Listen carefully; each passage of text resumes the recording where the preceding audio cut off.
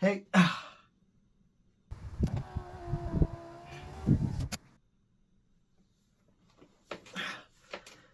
that's better.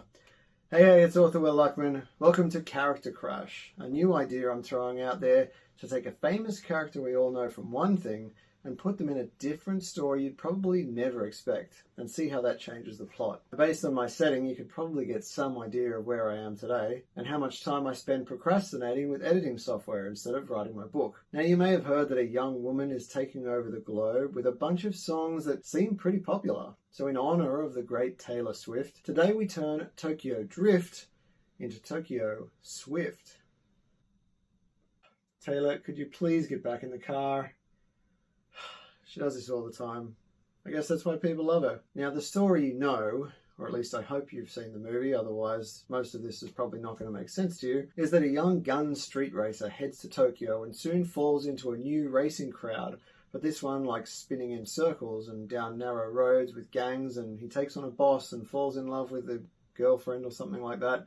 It's all pretty standard stuff. But what if young Tay-Tay were to give it a crack? Well, likely Taylor is on her way to Japan for the next leg of her world tour. She flies into the fanfare and the adulation that she's become so accustomed to, and knocks her first concert out of the park.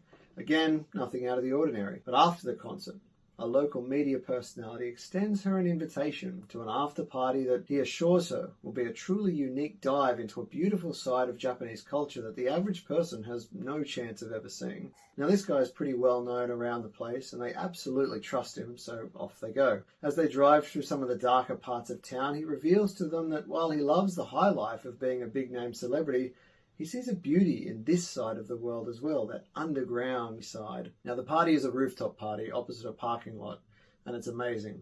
Food, drink, dancing, all that kind of stuff. Toward the end of the festivities, they see a drift race taking place down on the street below, which works its way up that car park nearby, and Taylor is blown away by the skill and speed of this event. And the celebrity sees an opportunity, and he explains to Taylor that this is a sport ready to emerge from the shadows and become a legitimate event to fill stadiums like hers. He wanted to spend some time with his crew and learn about it, and maybe even feature it in a music video if he's lucky. Now, she's intrigued by the idea, and she wants to help them. She decides to go check it out, and she falls in love with this sport. And she actually wants to learn how to drive herself, to really experience it properly. And so she goes about learning the craft, which is a big deal that this outsider has come in to do this, much the same as it is in the movie, really.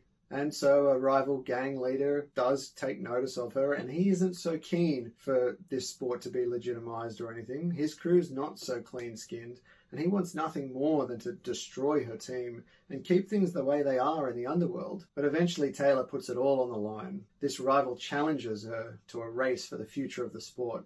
With the help of her team and an unshakable sense of justice and self-confidence, she puts in the race of her life. She saves the sport. She finishes the movie by launching a new song called Take the Wheel, which features drift racing, of course, and maybe even has a Vin Diesel standing in the background just nodding his head. So that's my character crash for today. Let me know what you think. Okay, we're done. Can you get back in the car now? Oh, come on. Ugh.